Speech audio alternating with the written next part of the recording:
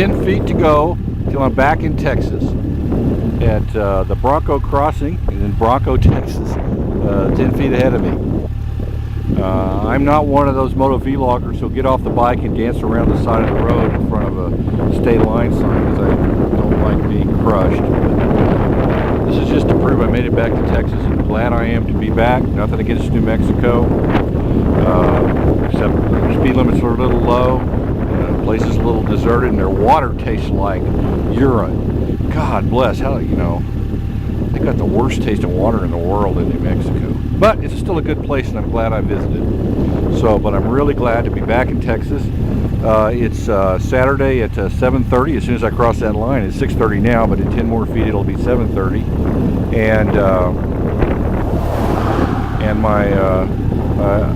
my original possible stop was 42 miles ahead, but I'm feeling very strong. I don't think I'm going to go all the way to Austin tonight because of the deer hazard of driving down state highways late at night, but I think I'm going to try to make it all the way to Interstate 20 and stop in an interstate motel. That'll put me within about 300 miles of home, which is a pretty straight shot. I'm real happy. The trip's been going well so far. I'm really glad I went. The spot tracker's kind of spooky. You know, every time I call home, they say, "Oh, I see you did this. How come you turned off that road there? And why'd you make that circle there?" And you know, I'm getting text messages from my friends, you know, about, "Hey, I see you're going." So it's kind of weird. I get a big brother's watching you, or at least little brothers or peers or siblings are watching me, which is, I guess, comforting. That's the whole point of the spot. There's the thing that does it, the spot.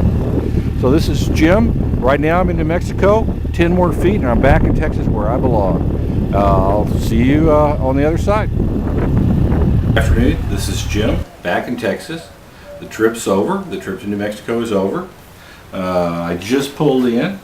I have 1,427.58 miles on the GPS, or 1,496 on the motorcycle's odometer.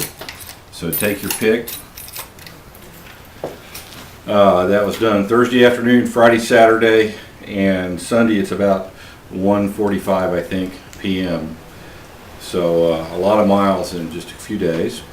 Not iron butt. I mean, iron butt guys do that much in one day, but pretty good riding. Lessons learned while I refresh in my mind. The Yamaha FJR is a fine long distance mile leading machine. It's particularly good. I had a lot of crosswinds, a lot of very, very strong winds through this whole trip. Got knocked around pretty good, but mostly it was buffeting about the head and shoulders because the bike, even very strong winds, the bike would barely perturbate at all. So the bike can handle a lot more wind than this rider can. Today's ride was all windy. I went from Sweetwater to Cisco, which is about 80 miles, on Interstate 20, which is a nice big interstate. It's not real heavily traveled compared to at least I-35 here. I was running west to east.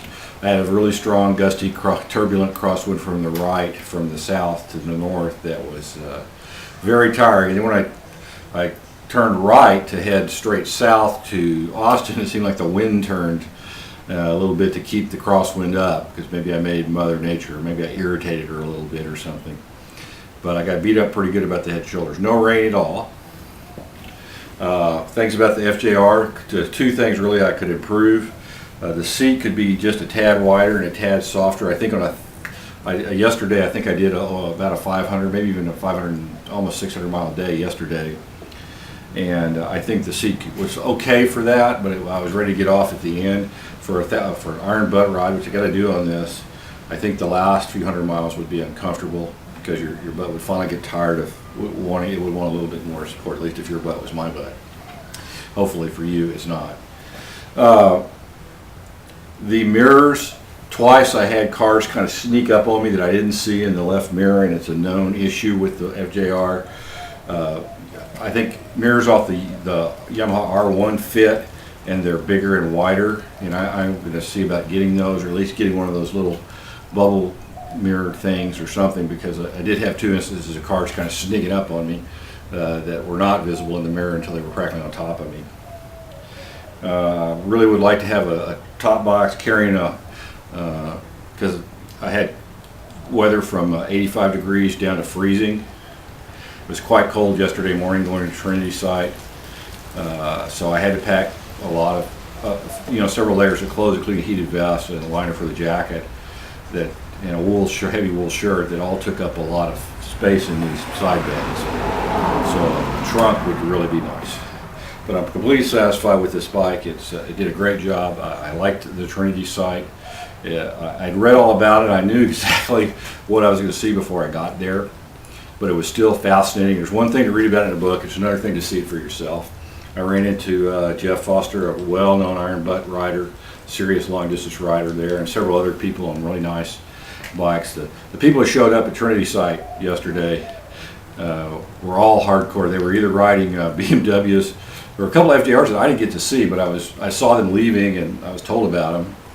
And a whole bunch of Harley Road Kings and Ultra, Electra, Glide, the ones with the big bags, I don't know my Harleys as well as I should. I apologize, Harley guys.